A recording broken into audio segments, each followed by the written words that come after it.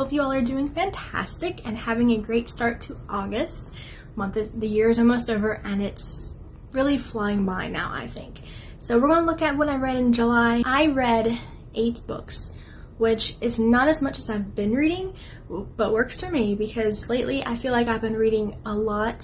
I don't know, I'd rather read just a handful of books that I absolutely love than read a bunch of books that are just like okay, or like, I don't know. So I like quality over quantity. It's not to say the books that I have been reading lately I don't like, it's just, I don't know, it may just be me, but I started off the month with a very short read. This is 12 pages long. It's called The Imaginary Friend. I've had it in my Kindle forever. Somehow I came across it again and I'm like, oh, it's really short. Let's go ahead and read it. I didn't expect a whole lot at first, but it was so sweet and just bittersweet. It's about this imaginary friend, and her friend and real life friend is like moving on and making real friends, and it's about the imaginary friend, how she copes with this afterwards, and a big old to-do about going into, I think it's called the Land of Imagination, I don't remember. It really packed a punch for only being 12 pages. It was good, and it's actually a 2-part story, which was fun, so I definitely enjoyed it. I gave it 4 stars. These next 5 books are not in order of when I actually completed them, but I figured since I have them all right here, I would just go ahead and show you them. I completed the Death Note series. I read books 8 through 12. It amazes me that I finished this all in a month. It was quite a lot. As the series continues, it gets really intense and very fast-paced, especially when it gets to the very end. The mass murderer killer Kira, who's Light, is like being actually accused of being Kira, and it comes down to the big showdown between him and Nier, which I'm just gonna say, I do not like the second half, or like this half of the series. I miss L. I really do. It's not the same without him. Nier's okay, you know, he's also like, was supposed to be one of L's successors. No one can replace L. Nobody. So, and I don't really like Mello all that much. I don't know. So, anyway, the rating. So I gave books 8 and 9 both 3 stars. Like I said, I don't like it as much. Book 10, I gave 4 stars. But I read these, whoopsies. She'd kill me if I dropped her books. I've read these so fast, and like sometimes in one night, because I was just speeding through them. These are really slick. And so I honestly forget a lot of it, like what happened in each book, because there's so much that happened. But I want to say I really enjoyed this one. I just don't remember why, but I gave it 4 stars. Then book 11, I did give 3 stars because I think this is the one where Light relinquishes the Death Note again to someone else, and it's that one guy who is all about justice and deleting people. And I don't know, the whole investigation with him, I didn't care for it that much. I don't know, like I said, I really miss L too. And then the final book, book 12, where it all comes down to this conclusion, I gave this 4 stars because it was honest, like, I'm gonna say over half the book is like him being like the final showdown, which is fun, and it was insane, and the ending was like, really sad. The ending is different from the manga, from the anime I mean. This was definitely an intense series. I don't recommend it for middle grade readers or anything. There is some like adult themes and like things like that. There is some language throughout the whole series. And I want to say one of the books I gave 3 stars, I don't remember which one, but it had something that really was like, did not like at all. And it was something theology-wise about God, and I just really did not agree with that. I forget which book it was, but it was one that I gave 3 stars. Like I said, I read these so fast that they blend together, really. I am glad I got to read the series. I enjoyed the anime. It was interesting. The manga really stays close to the TV show movie. There are some differences, but overall it stays pretty true to it. I definitely won't be reading it again. Once is enough for me. In between all that excitement, I read an ARC for Falling for the Preacher by Hannah Foster, and I have my whole review in this video up here, and so I'm not going to go through all that, but I gave it 4 stars. It was a beautiful story, great Christian themes, and just a very wholesome romance. Very refreshing.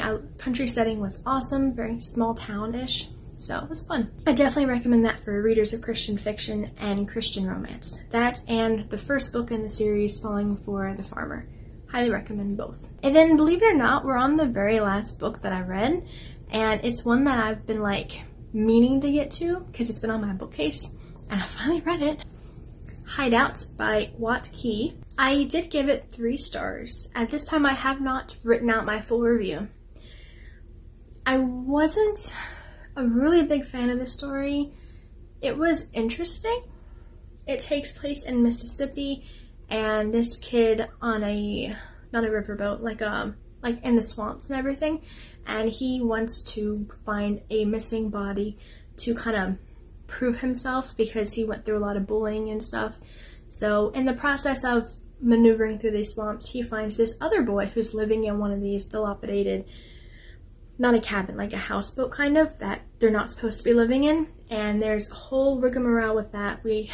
As the story goes on, we find out who this kid is and everything, which in the beginning I did not trust. What's his name? Sam's the one who wants to find the body. Davy. Okay, in the beginning, I did not trust Davy at all. I thought for sure he was gonna like murder Sam or something. It was okay. I don't know. There's some language too, which really was frustrating because it's supposed to be like a middle grade read. So I didn't like that. There's no call for that. But I mean, it was interesting.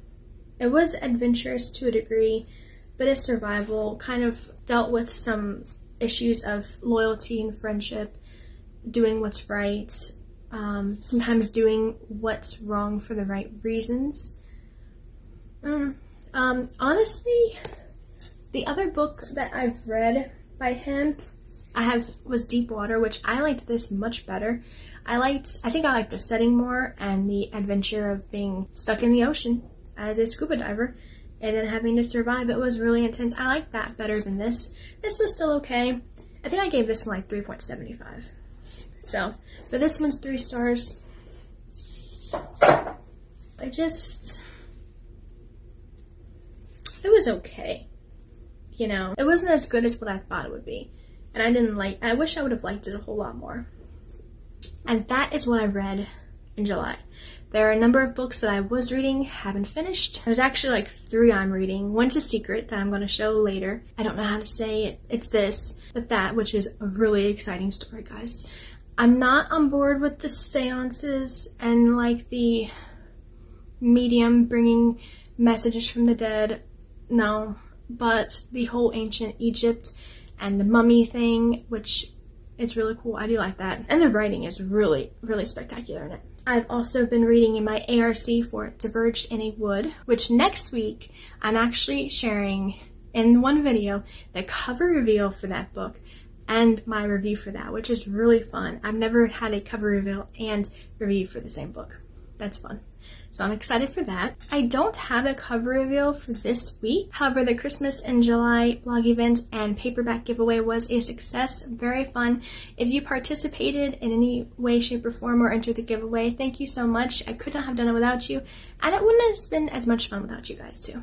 So I do appreciate that. Thank you. And the winner of the 2 paperbacks was Vanessa White, which I already contacted her. Books are on the way. By now, she should have them. If you have no idea what I'm talking about, I have my blog link in the description if you kind of want to go back and read over the posts and follow along with all the other bloggers. It was a fun time, really cool. Especially if you're like in a Christmas mood or want to get into a Christmas mood, definitely recommend. If you wanted to join in but you didn't get to whatever, or for whatever reason, I will be having another giveaway / huge blog launch team in December for the release of Peace Be Still, which is going to be epic. Cannot wait, so keep your eyes peeled for that. I'll be posting about it everywhere as the time gets closer. If you want to follow along and you're not already, you can follow my socials in the description. So it's going to be a fantastic time. My August TBR is kind of chill. I'm going to finish Diverged in a Wood. Right now I'm like 78% through. And then I'm looking at Goodreads, so now I have the title. Then I'm going to finish, hopefully, The Tomb of Phantomus. I don't know. The Tomb of someone.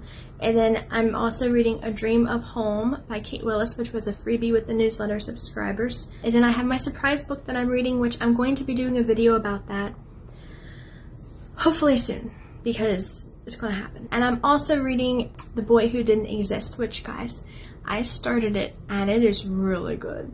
Like, I hated to put it down. The writing is spectacular and it just like immediately hooks you. It was amazing and I cannot wait to continue reading it. And last week I shared a book haul and a new thing I want to try, either reader's choice or viewer's choice, which sounds better. I'm not quite sure yet. I've been calling it viewer's choice, where I had you guys vote on which TBR you wanted to see me read and review first. Across my different platforms, I post the questions. There's not just YouTube, it's also Instagram and Facebook. The book that got the most votes was I Capture the Castle by Dodie Smith. So I'm very excited to read this. I'm going to try my best to read it in August. It might end up being a September video as the review, which will work out fine. But I'm very excited. And guys, did you know, I knew this, but then I forgot, and then when I was looking at this again, I remember. The author, Dodie Smith, also wrote The 101 Dalmatians. So that's fun. I started skimming, and it sounds really good. It's about a 17-year-old Cassandra. They live in an English castle, in a ramshackle old English castle, and she strives to perfect her writing skills. Yeah, she lives in a castle with her family, and she writes. It sounds so fun. And I'm excited, so hopefully I will be reviewing this by September. Because let me be real, August's lineup for videos is already kind of booked. All booked. Book reviews, you know. So, okay, so that is going to do it for today. Thank you guys so much for hanging out with me today. I appreciate it. And yeah, so I'll see y'all next week with a review / cover review. It's going to be a lot of fun. So thanks for watching, and until next time, happy reading!